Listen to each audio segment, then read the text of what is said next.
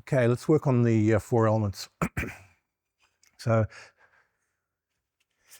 for air element, what I'm doing is touching his base, relaxing the energy on a vertical direction, and sending it back.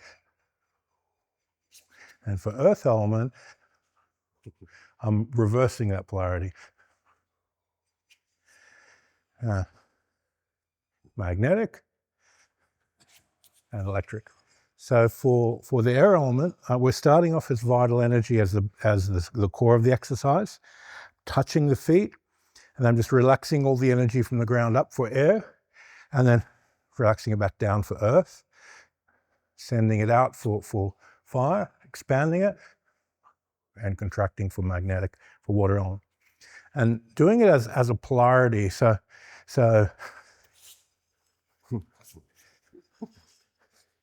as electric and magnetic and expanding, contracting, that polarity gives contrast between the two ends of the poles, and it makes each end better.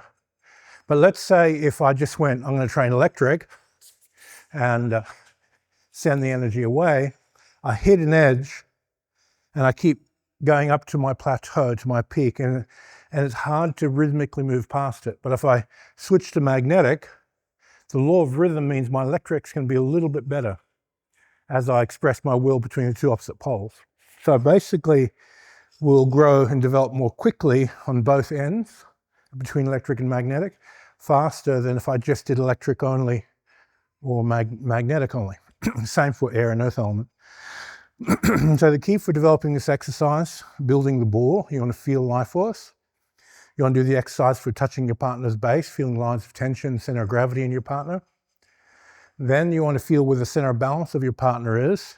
You want to feel the matrices, so the exercises for touching the elbows, pulling the balance out. Because once you have the balance out, it's through that crack the energy moves to affect his physical body. If I put a large amount of vital energy into my partner without really tuning it through the matrices, it's not going to do much. It's just going to pass through a system. I've got to break his balance for the energy to go into a system and affect him. So here we're looking at how to break balance for the energy to move through the system to be affected. So it doesn't matter how much vital energy you have. For instance, an athlete, a power lifter, has far more vital energy than me, but they can't do this because they can't open the matrices and break the balance and put their energy in the right place. So what makes me allowed to do this isn't because I have a lot of chi, it's because I can put the energy in the correct place through sensitivity, that I'm putting it where I want it to be. And then how to amplify the electric and magnetic poles, rhythms between how life force is electromagnetic by nature, separating it and developing it from there. Okay, so for this, what I want you to do is vital breathe with your partner first a few times. So you touch their base and just vitally open up their life force field and check the base reaction. So some people will have earth element reaction. Some will have a water element reaction, go more down. They'll have a sinking quality when you open up their field. Peter has a rising air fire reaction to it. So that's what I just call his base frequency. It'd be air and fire. With other people, you'll just find their reaction to the energy. Now, if let's say he started hopping, that would be a behavioral conditioned Tai Chi culture where a person goes hop, hop, hop across the room. So if let's say you walk into a Tai Chi school and you start demonstrating on people and everyone responds the same way, they're responding to a pattern that's behaviorally conditioned. The energy can still be there, it can still be affecting them, but the pattern it moves into is what the behaviorally conditioned move through. Each person's reaction is unique. When you open the vital field, if they haven't been conditioned, they respond to the base element personality they have. So larger, heavier people will tend to go down and back. Lighter, more athletic people tend to go up or away. And always be sensitive to behavioral conditioning, because that's your enemy. You get a false result.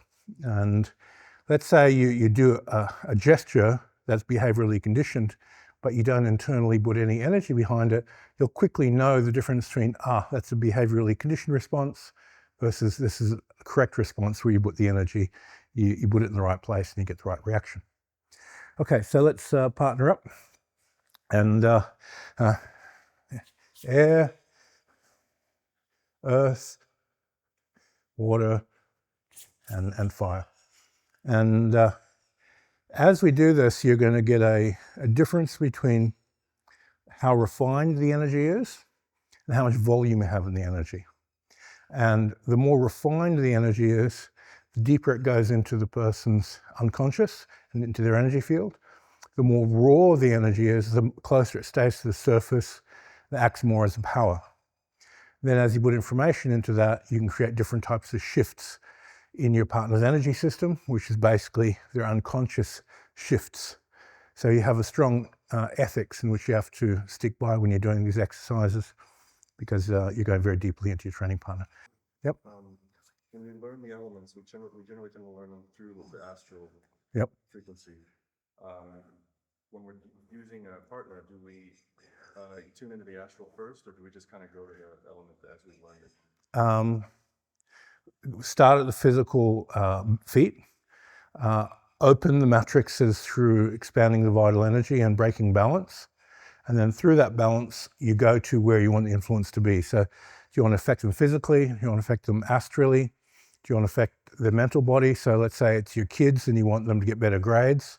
You're going to go into the mental body and open up that place in which they get a raise in IQ, their ability to solve problems increases, and so forth. If it's a spiritual skill set, you'll move through the akasha, through spirit, and then saturate it through the bodies.